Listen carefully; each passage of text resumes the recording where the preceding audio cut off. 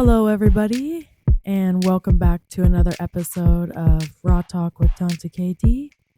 It's currently 7 a.m. here in Eatonville, Washington, and I'm sitting here on Clear Lake watching the sunrise with a very special person. Her name is Julie Jones, and I'm going to be flying back to Germany here later in the day. I've spent probably about 4.5 weeks here in Eatonville. This is where I grew up. And it got me to thinking about so much these last weeks. There's been a lot of things that have been happening, and I had to think about community and the power of community. It takes a village, all of these things. And I've had the chance to do a lot of reflection. And when I did that, I had to think about my roots and growing up here. And one of the people who I definitely owe a lot of who I am to is to Julie Jones. This is a person that definitely had a huge impact on my life. And I really think it's important that we keep the value of community in our minds and we don't lose that, because it can be a very influential thing in this world. So you might hear some background noise. We're right next to Northwest Trek and the wolves are howling. I think they're getting their food for the day. So in case you guys hear that, that's definitely something kind of cool. So Julie Jones, the reason why I do know her is because my best friend, her name is Jenny Jones, and this is my best friend's mother. So when I was growing up, something I haven't shared here before, but I did lose my mother when I was 8 years old to cancer. And when I was growing up, I feel like maybe there was a lot of people who didn't understand that, who didn't know what that pain was, or maybe they just didn't get it. And that's totally fine. Everybody's different. Everybody goes through their own things. But Julie was always a person where I feel like she definitely did understand it. So without further ado, let me introduce to you guys the one, the only, Julie Jones. Oh, thank you, Katie. Well, you're very near and dear in my heart. We've had a lot of the same things happen throughout our childhood as well that I'm sure made me want to take over and mother you. Losing my mother at a small age, I felt I knew what you were, in a sense, I knew what you were going through as well as what you were going to go through at certain stages, different timings, but the feeling a little bit different than other families, yet you fit right in, but just a different dynamic in the way we grew up. And That's how I feel as well. I feel like maybe you had kind of, you had been through it, and maybe you kind of saw the forecast of what was maybe to come, and like, okay, this could be some rough waters ahead. Um, but when I do think of community, I think of what makes a person who they are to be able to have such a positive influence on another person's life. And one thing that I think of with you, especially, is what are some of the things where you feel like maybe you had people step into your life to help make you the person you are? Did you have anybody growing up where you feel like they had such a positive influence on your life? yes, the church that I grew up in, Seventh day Adventist, back in Kamasawashigul, Riverside Church had a big impact. They all stepped forward, and we were all as one big family. The guidance, the the role models we had from that was wonderful. a lot of security there. And we had a real big family. So, as far as aunts, uncles, cousins, plus there was 8 of us kids. So, we had each other to keep each other, boost each other along. Um, Now, Katie, I remember when she was newborn, her and my daughter was born very close together. And her mother, Felicity, was the most wonderful, incredible woman. She had the hugest impact on our community. If if there were some kids in need, Felicity would come right to their rescue, whether it be a band instrument for a student that couldn't afford, or maybe sports. If they fell a little short, she would come right in and just quietly be right there to pull the money together to get them involved. A wonderful, wonderful giving woman. So I see the apple didn't fall far from that tree. I know. Oh, that's very kind of you. I feel like in this community in Eatonville, there's so much going on. There's so many people you do meet here. And I have to wonder where a lot of people would be if they wouldn't have had a helping hand. Now, I feel like for me, for example, I had so many helping hands growing up. And I feel like without those helping hands, whether it was, with sports, having my coaches there, with you, with some other of my friends' parents, I feel like, to be completely honest, I could have ended up in jail, just not having that support or having somebody, to be there. Or I remember going to your house and you would send me home with food and say, give that to your family, give that to Oh, your dad and everything. And these are just such acts of kindness. And I think that a lot of people don't realize that, to you, it could seem like such a small act, but maybe to another person, this could make their whole week. And we in Eatonville, I haven't been here long. I did grow up here. I know that there are people going through hardships. And I want to remind everybody out there, especially if you're a mother, or maybe if you're not a mother or whatever, if you're seeing somebody in need, try and lend out a little helping hand for them, even if it's just a little one. Julie, she's really sweet. She's making cookies for a lot of people, she's helping out her neighbors. And this is just a wonderful, wonderful thing. And I wonder, do you feel like a lot of your morals, you learned a lot of that in the church?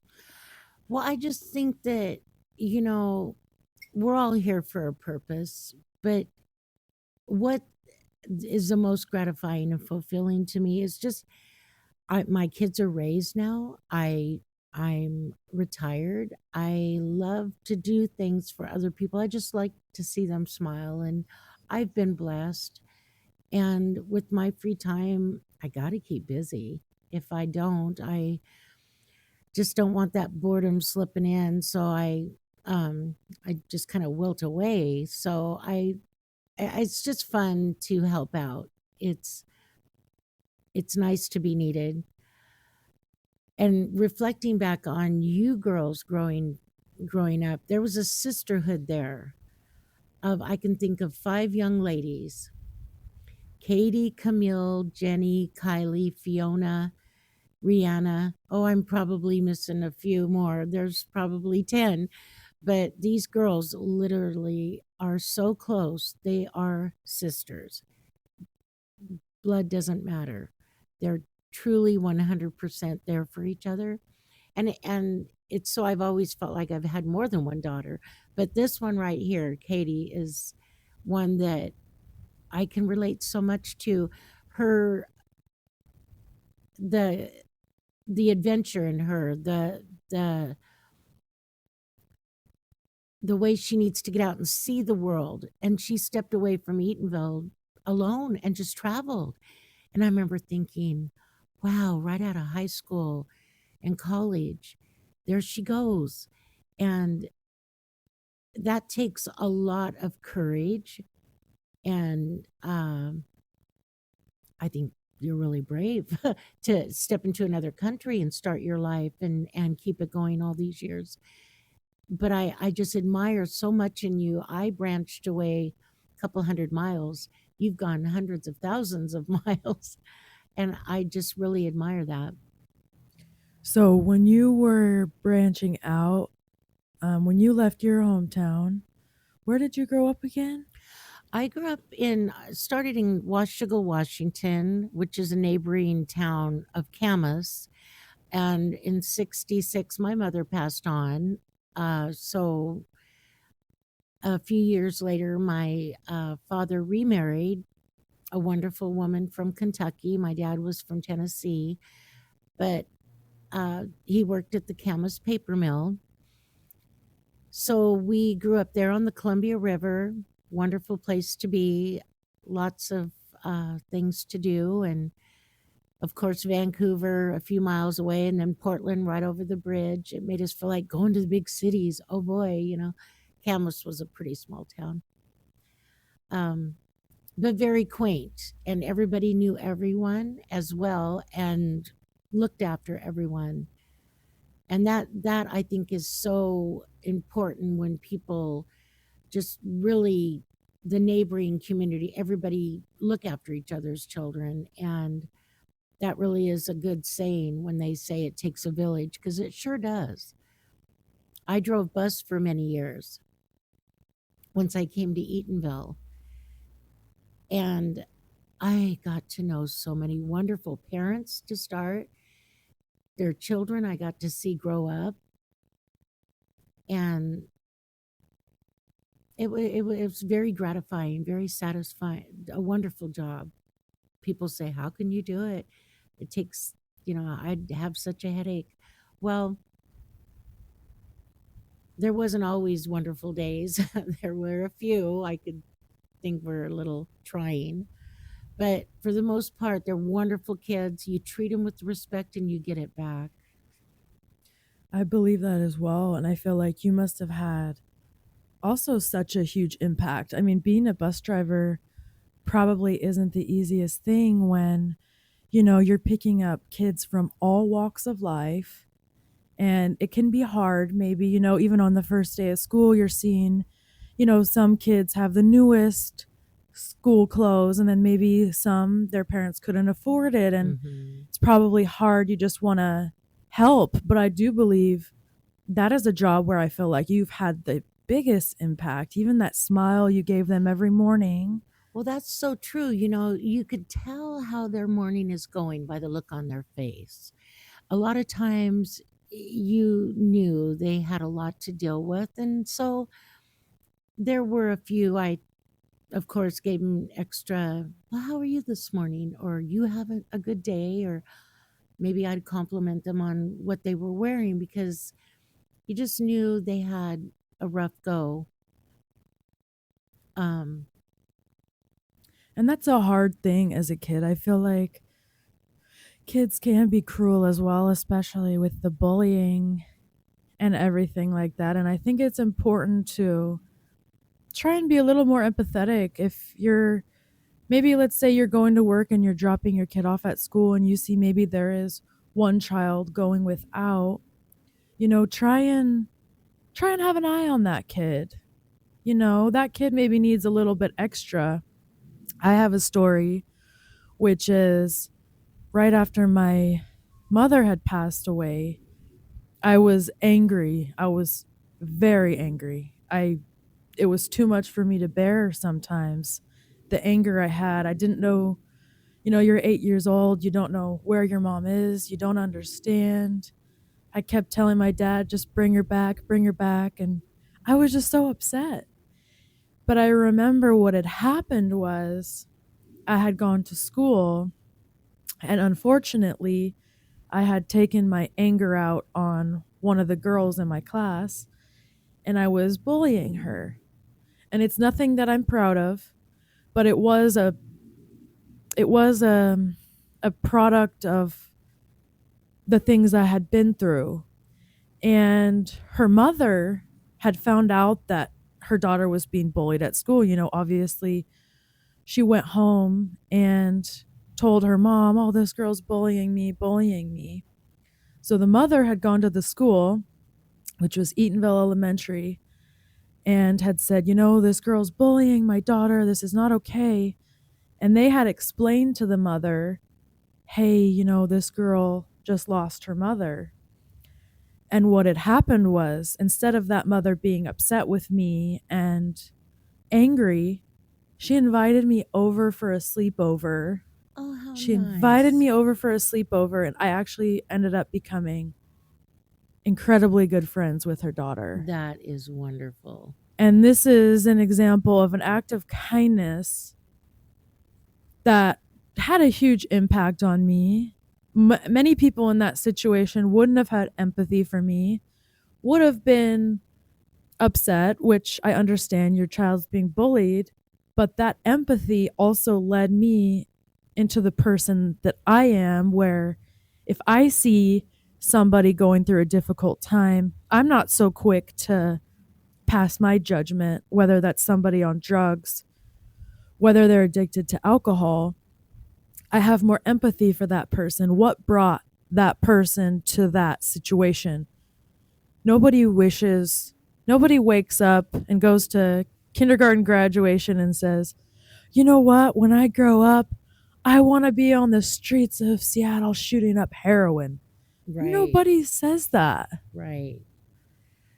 Yeah, that's so true, and so many reasons brings them to that point today, whether it be an addiction or a hardship, loss of job. A lot of jobs took a dive during COVID and businesses closed. And I mean, geez, or our VA system, the veterans, that's the saddest part to me is to see them on our streets. That's They really just need sad. that extra help. They put everything on the line for us. I'd like to see our government take better care. I think it's sad as well, especially when they did, they were willing to sacrifice their Hmm. lives for us. And unfortunately, a lot of them do suffer from PTSD, and they need some extra help. Yeah. And coming back to Julie was talking about earlier with the sisterhood, I have to say that her daughter Jenny is a mini me of Julie. She is definitely a mini me. And trust me, she'd be flattered to hear that. And hopefully she does hear this. Shout out to you, Jenny. I hope you're listening to this. You're a mini me of Julie. But what's beautiful about that is this is a torch that Julie is passing on to Jenny. It's a torch of Julie's experiences, all the things she's went through in her life, and she's passing that to Julie. And Julie and Jenny are some of the most giving people I've ever met in my entire life. And I have to think of this meme which I saw, and it said something like, "When life gets rough, just remember your ancestors, back in the day, whether it was the pioneer days or living in caves, climbing over mountains. They were probably freezing at many times or whatever they were going through, and they didn't give up. They didn't give up because it was a matter of survival, Right. and their survival led you to exactly where you are now." But what I'm getting at is the influence, the impact of what a person can have on another person's life. And I know that for me, I am a direct reflection of the kindness that has been shown to me in my life. And that's something I carry with me everywhere I go. And I try to be an example of that kindness. Obviously, not always. Nobody's perfect. I have my moments where I get upset if somebody cuts me in line. Don't get me wrong. But there's really something to be said about that impact you have a very deep sense of who people are, and like you said, what brings them to this point in their life, what was their journey along the way. You really, you can tell as we talk of different things, um, you just give it such deep thought, more than some people. They just very come off the top of their head, well, and say whatever, but you can tell them then move on to the next whatever they're thinking. But you really take things with a deep, you can see it in your eyes, you really look into why, who, and why people do what they do or how they do it. um yeah, you guys, all your sisterhood throughout growing up, I just knew you guys were a good group. You kept each other and down a good path. You always had a lot of fun and adventure mixed in. You got to be kids, but you had a purpose. You had a place, a journey you had to go on, and you found your way there. You uh, trudged forward in ways that, I mean, I could only hope. When I was younger, I thought, oh, I want to travel. I want to do this. I want to do that. But things held me down, jobs or life. But to see you guys venture out and find your dreams and create what it is that you want and really reach for it and make it happen. I'm so proud of you guys. It's so much fun to watch. Thank you. I appreciate that a lot. So, how old were you when you came here to Washington State? Well, I've always been in Washington. Well, Camas is close to Oregon. No, that's But what I was thinking. yeah, Okay. but we're on this side of the river in Washington. But I came up here in 81. I had just turned 21. And a friend of mine had moved up here and she talked me into coming up, and I watched her kids while she worked. And then I thought, well, this isn't so bad. I kind of like it up here. I'm close to Camas and Washougal, only 2.5 hours away, but yet I have my independence. And I'm out of 8 children, I'm second to the youngest. So there's a lot of them older than me.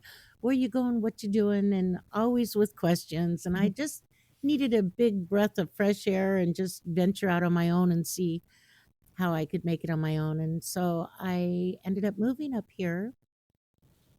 And let's see, 4.5 years later, I met my husband, and the rest is history there. We married, had 2 children, Nick and Jenny, and Eatonville is where he was born and raised. So we made it our permanent. It's a beautiful place to be. Mount Rainier is right in our backyard. We're close to the city if we need be. Tacoma's just down the road, but we have mountains all around us, the most beautiful lakes. As we're visiting right here, we're sitting on the lakeside, and it's wonderful to see 2 eagles fly by and then hear those wolves and whatnot. But yeah, yeah, Eatonville was a great place to raise, a safe haven for the kids. And I feel like Eatonville is one of the most incredible places you can raise your children. And it is because that of that sense of community that is here. I mean, it's just that, looking out for your neighbors. And if you see maybe your neighbor is sick, you're bringing them food, or maybe, you know, you hear about a married couple and they have kids, and maybe one of them is going through something, and you say, hey, let me pick your kids up and bring them to school today. And that is something really special. That is not something where you're going to find everywhere.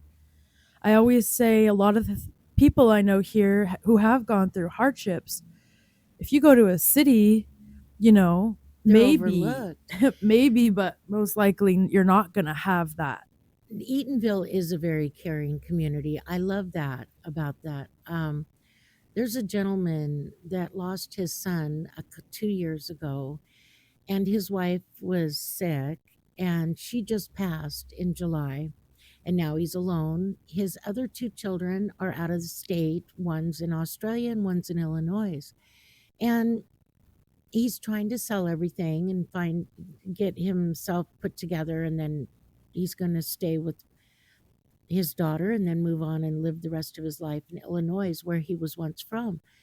And as we've helped him have estate sales, I'm looking at this gentleman watch his life go right out the door.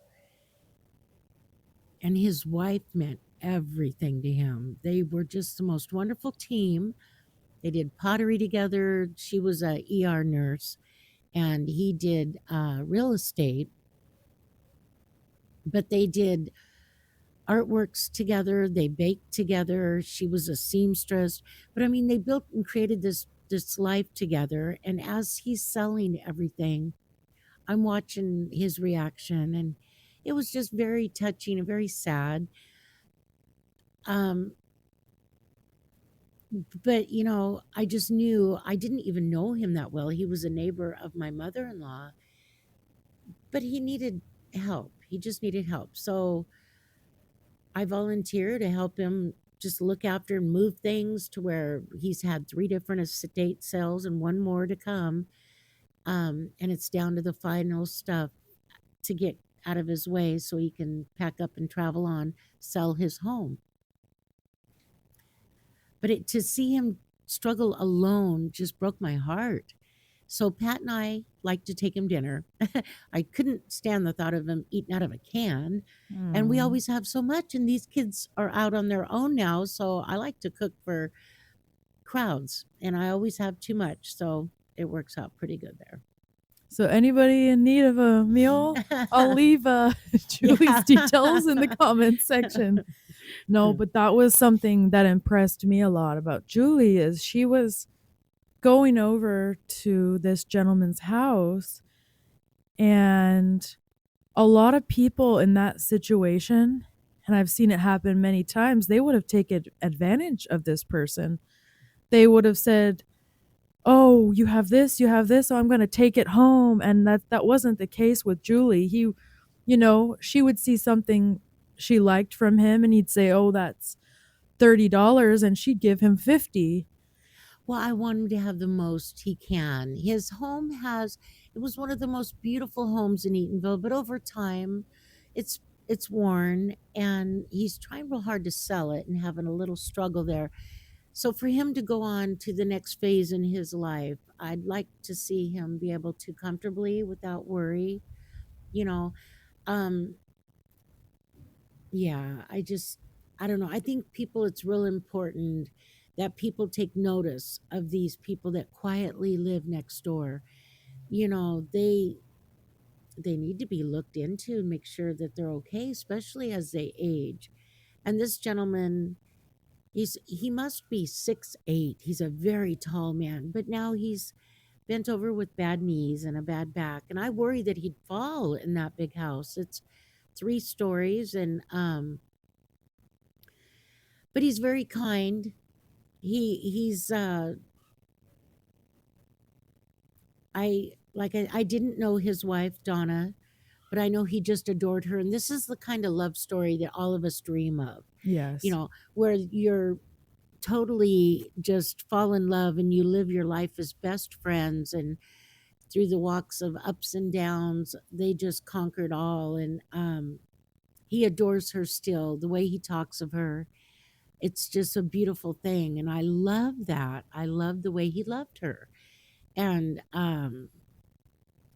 yeah, it's just I don't know. I think he always thanks me. He does more for me than I think I've ever done for him. Oh, that's so sweet of you to say, Julie. I remember I had gone over there with Julie. I wanted to look at a few things.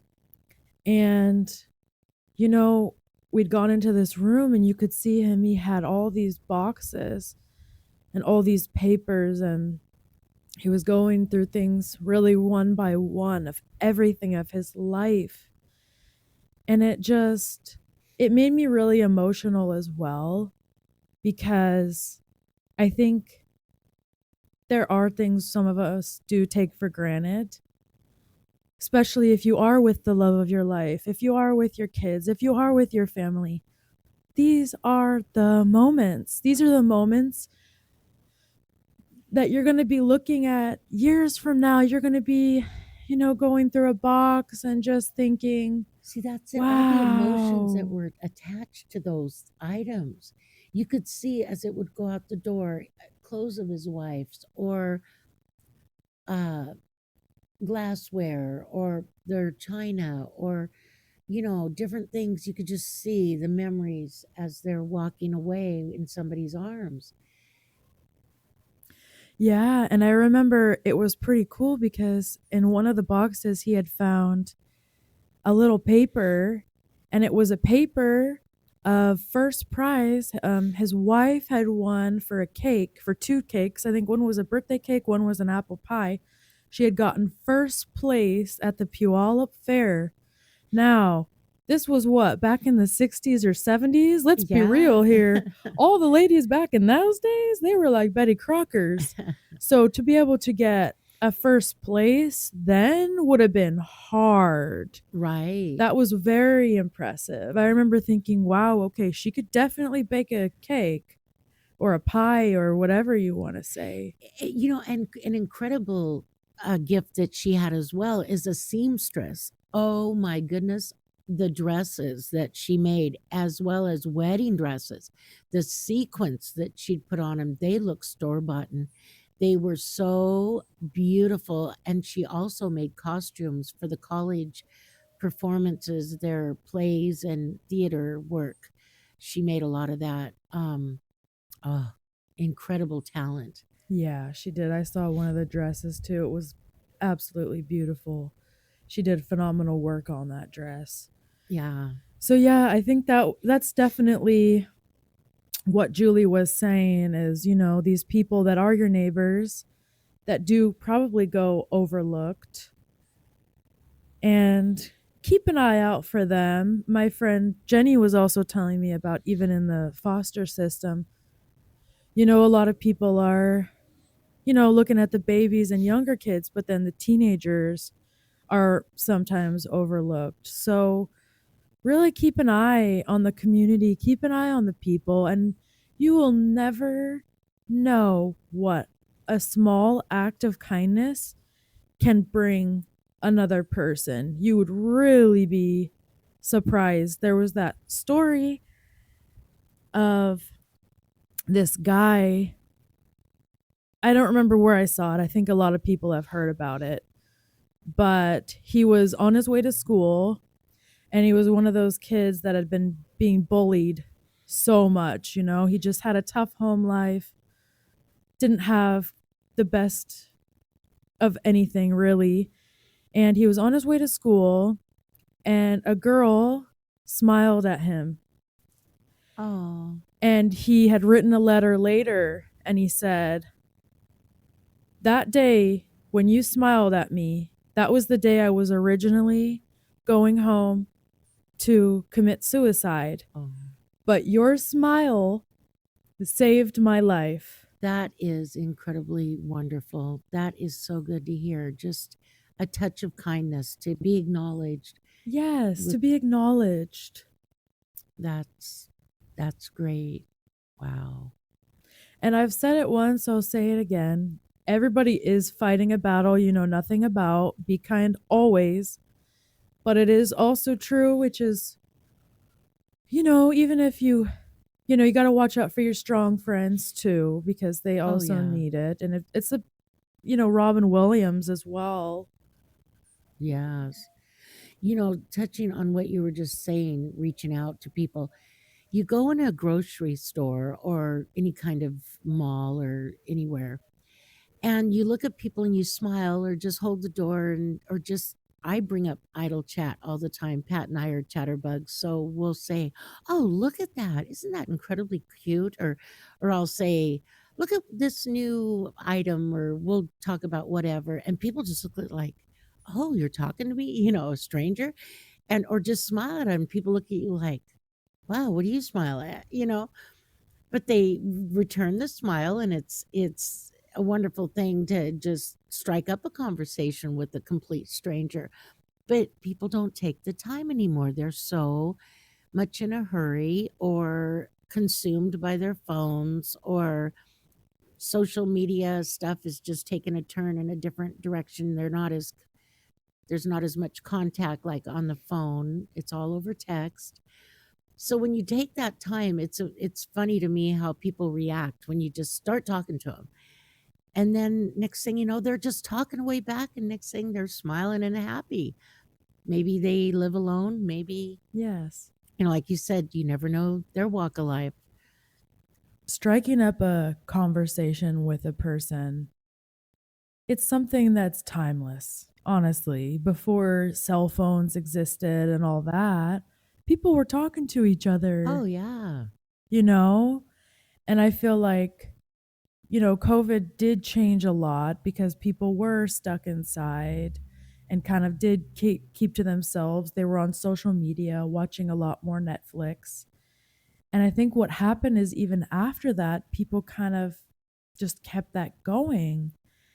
And this isolation is a very sad and dangerous thing for people. And, to strike up a conversation with people because we're so much more alike than we even realize. We're all connected, we're all so much alike. And this can be a really sweet thing to do. Yeah, modern technology just gets so out. It's so hard to watch young people sit with a device in their hands rather than communicating or playing together, or venturing out and playing catch or building a fort.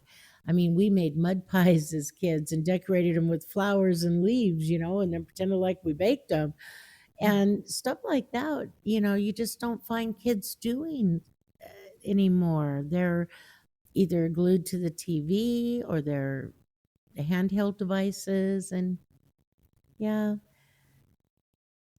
that's sad to see. Yeah, it really is. They have their iPads and everything. And I understand. I mean, I don't, it's one of those things where people always say, you can't judge kids if you're not a parent. And I'm like, yeah, okay. But, a lot of the kids, they are stuck to their iPads and stuff. And I think it is nice for them to go play outside, go ride a bike, go build a snowman, Yeah, whatever. and especially because all those responsibilities come later in life. Take those years to just breathe easy and be a kid and learn at a slower pace. This day and age, there's so much rush for this and that, and distractions from the real important things, or just absorbing life as you go and at a slower pace. I just think you stop and see so much in between that otherwise you wouldn't.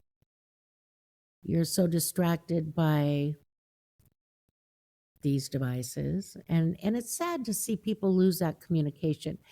I'm not one to text. I always hear people say, "Well, text me." No, I'll call you. And Mm. I'll probably bother you with that, but I'm sorry. I'm not good at texting and my eyes don't see real well, and I just think, just easier to pick it up rather than type it all out.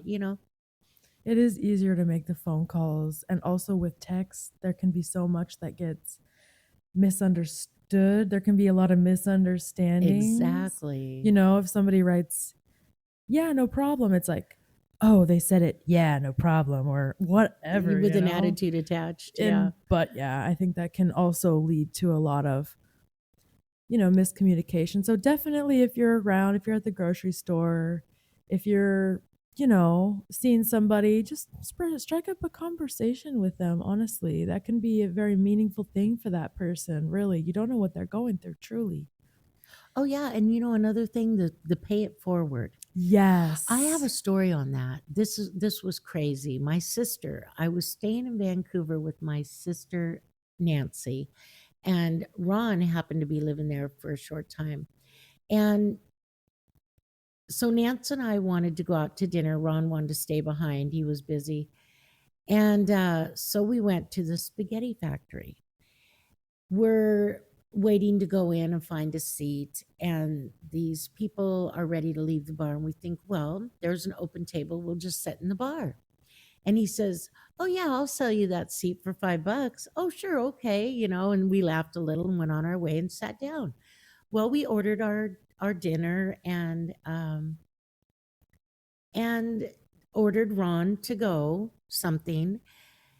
And next thing you know, the barmaid or our waitress came over and said, "Okay, well, here's your slip, but it's already been paid for." And we're looking at each other going, "What?" And yes, somebody has already paid. And I remembered that couple that were giggling as they went out and sold us their table for $5. And I thought, well, they were done and they left. But who in this restaurant, and me being, I was from a neighboring town, Camas, but Vancouver's connected. I thought, did somebody know me from when I lived down here, or was it a total stranger? And that bill for our three meals were close to 75, $80. And I'm thinking, who in the world picked up the tab? And I'll never, to this day, I'll never know, because the waitress had said, well, they've since left, but they've covered all your drinks and your order to go. Wow. Yeah, we just couldn't believe. That was so sweet. And so Nance and I right then thought, we're going to pay it forward and continue. So it's fun to buy somebody's drinks at Mocha Stand for behind you. Just give an extra 20, or maybe leave money for someone down the road from there, whether it be the very next person or not. It's fun to pay it forward. And it really is a thing. If you imagine that you pay it forward to one person and then that person pays it forward. And if it keeps going, this starts Yeah. chains. Yeah. This starts chains that just can move mountains. If the positive flow of thinking and people doing these wonderful gestures for each other, and like you say, continue it going, and it keep going from there.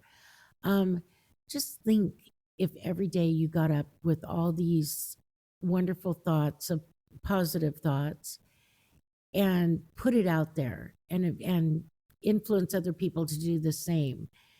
Everyone's thinking start getting programmed in a more kinder, loving, joyful way, because life is truly what you make it. And if you Life is what you make it. totally what you make it, even though we're a product of our environment, we yet still, we control who we are in the day, in the moment, and where we're going tomorrow.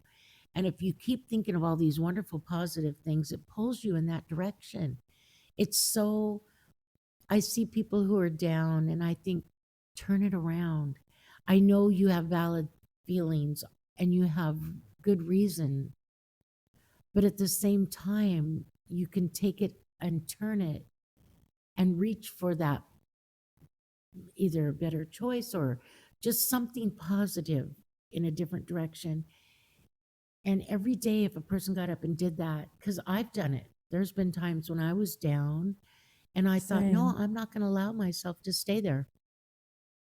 It's about finding that silver lining. Yep. There is so much silver lining. And even in when I think of the worst times in my life, or the biggest hardships, the biggest heartbreaks, the lessons to be learned in that. Mm-hmm. I mean, that is the best teacher right there. Right there. Yeah. So even if you're going through a hard time right now, whoever you are, whoever's out there, even if you feel like you're brokenhearted or whatever, just remember this is going to make you stronger, and try to find something positive, even if it's something really small in your day that gives you excitement.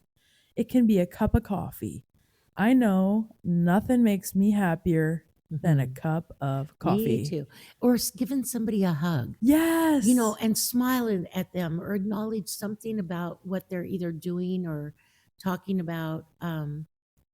If everybody showed the love, I mean, really, because what else is life about besides Yes. unity of people and love? Of course, our little fur babies, the love for our little They're fur love babies too. too.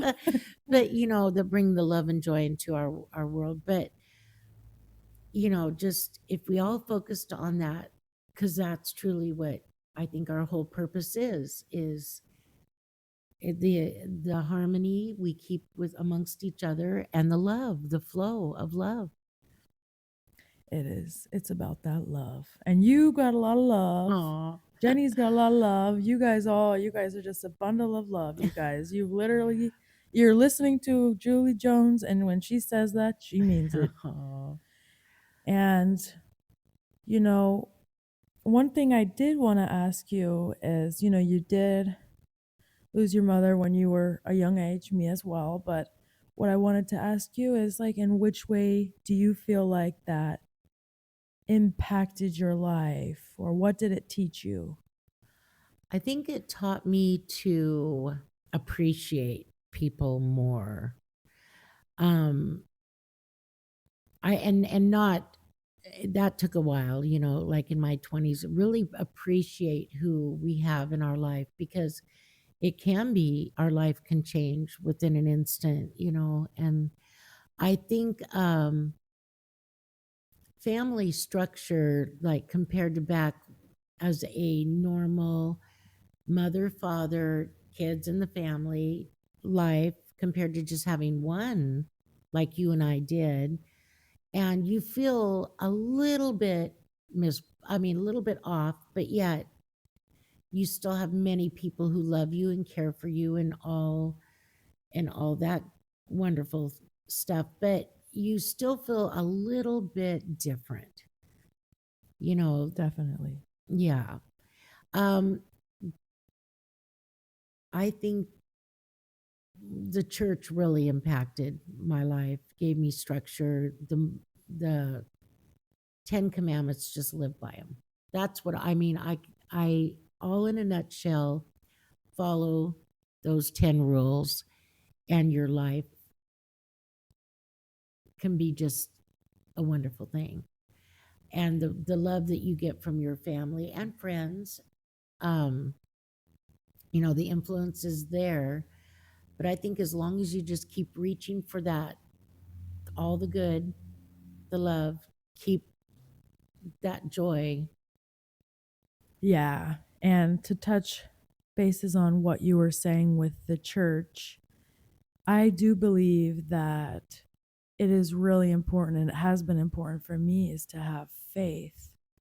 I know that faith is something that's held me together, that's given me hope. And I really believe even if you have 1% hope in your life or whatever, you just keep that hope alive no matter what it is. And I know that for me growing up, I also felt very different. I felt Mm. very misunderstood. I feel like a lot of people, they didn't understand me sometimes, and that could really be a frustrating thing. I remember as a kid, I was one of those kids where for some reason I would think, and I still have it a little bit now, but I think people know what I'm thinking. I think people can read my mind. And I remember as a kid, there was a situation where I was talking to, my mom had that preschool, and I was talking to one of the preschool kids' fathers, and I was asking if I can come spend the night with my little buddy. But the way that I phrased it as a kid even was not making sense. And the father kept looking at me like, what are you saying? And I remember my mother came over. She's like, "Oh, Katie, she's saying this. She's saying this. She Hmm. wants she wants to come over and have a sleepover." And then I felt like after my mother had passed away, I had lost that person that where I felt like they understood me. She understood what I meant. She understood what I was thinking, what I was feeling. And then not having that could have be really frustrating for me. Oh, I can imagine. She was incredibly in tune with everyone around her. She was just the most great sense of humor too. She had a wonderful sense of humor, and her laugh, I can still see those big, beautiful eyes. She had light blue eyes, long Mm. eyelashes. Katie's got her long eyelashes. Mm. You have your mother's eyes. She was incredibly energetic, and I bet that made a big difference. Like she was your spokesperson, the way you could express yourself to Yeah. And one thing I want to say, and that's really why I wanted to do this specific theme for the day, especially with Julie, and I find this extremely important, is my life growing up was very difficult. And I'm only now at the place now where I feel like I can talk about it. But one important thing and message I do want to tell people out there is I am a product of generosity. I am a product of generosity because growing up here, I had so many people show me so much kindness, so much love, so much empathy. And it was almost like, everybody gave me a little seed. Everybody gave me a seed here, a seed there. And, not everybody was in my life forever. It's like they say, some for a season, some for a reason, or however that phrase goes. But everybody gave me a little seed. And what happened was I took each of those seeds and I planted a garden. And now the seeds are sprouting and flourishing. flourishing. And now I'm at a point where I realize that this garden has made me the person that I am. And it's just been from the love and kindness that's been given to me and from people that didn't have to do that. Nobody had to be kind to me. There was no rule book where it said, be kind to this person. And You're very easy to love, though, Katie. You're a very open, honest, fun person to be around. I love your sense of humor. I love listening to your stories. Well, you'll be talking to all of us and just making us all laugh, and I love that. You bring humor into. Oh, you're a wonderful person. thank you. I really appreciate that. And that's why I think it is important to discuss this, is because whoever you are, if you're out there, just don't forget that you can really impact somebody's life by the smallest gesture. You don't have to have money. You don't have to throw money at a person. You can Right. hold the door open. And I'm just so thankful. And I want to remind people that even if you are going through a tough situation, there is definitely hope out there. Julie Jones is one of the people that has had a huge impact on my life and is one of the reasons why I choose not to have like a hatred in my heart, or I choose love. Everybody can choose hate and this and that, but I choose love. And I thank you from the bottom of my heart for teaching me, for teaching Don't me, you make me cry now. for teaching me what it is to show love to a person and to just you're just a good human Oh, being. And I thank you for that. I've got a wonderful man in my life. We've have had our ups and had our downs. Nothing's perfect, of course, but I think he's made a big impact on your life as well. Definitely. We haven't covered the good old story of the truck driving in a parking lot, but I wasn't there. I got the story secondhand. My husband decided to teach these girls how to drive a big truck at his company in their parking lot during snow. Oh boy. Long story short, I didn't know what was the brake and which was the gas. And let's just say the truck was in park and I just put the gas down and revved. And I think Jenny said I almost hit a fence, but that's beside the point. We're still here to tell the tale. Oh, and apparently cameras weren't rolling in that parking lot, or if so, I don't know. Yeah. So Before we do finish things up here, do you have any last words about community and what you think makes a good community? Well, I think the biggest impact is people reaching out and really taking notice of others that are in need or the elderly. Ones, unfortunately, we've had a lot of cancer. A lot of friends who have been stricken with that nasty disease of cancer. And I know many people, I think just about everybody has somebody that they know or have lost to it.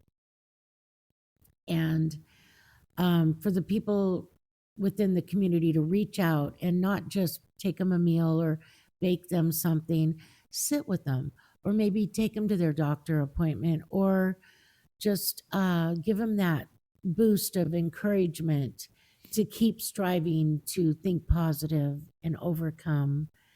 Um, yeah, the community is a pretty tight one. There's a lot of generations that have grown throughout Eatonville.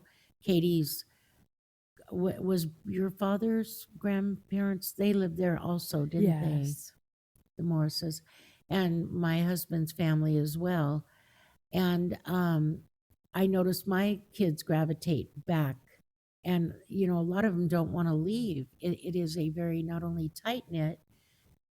There's a security there and comfort, but I know that as it's expanding and new families move in, and of course you welcome them, but it's nice. I hate to keep calling it a safe haven, but yet it feels that way. Yeah. Yes. Eatonville is a safe haven, and it's definitely the place that made me the person that I am. It's made a lot of people the people that they are. It's an incredible place. It's something I keep near and dear to my heart. And let's keep a good community going no matter where you are, whether it's Eatonville, whether it's Seattle, anywhere, honestly, any country. Check up on those people around you, even the ones, even if you think they're okay. Just how are you? How you doing? And just try and be a good neighbor, a good individual. And Julie, I thank you so much. Oh, it's been a pleasure, Katie, and I love having this time to visit with you, especially because you're flying off today. As much as we'd like to keep you here, um, this has been a lot of fun. It has been a lot of fun. And this is going to live on the internet forever. Oh, The internet never dies.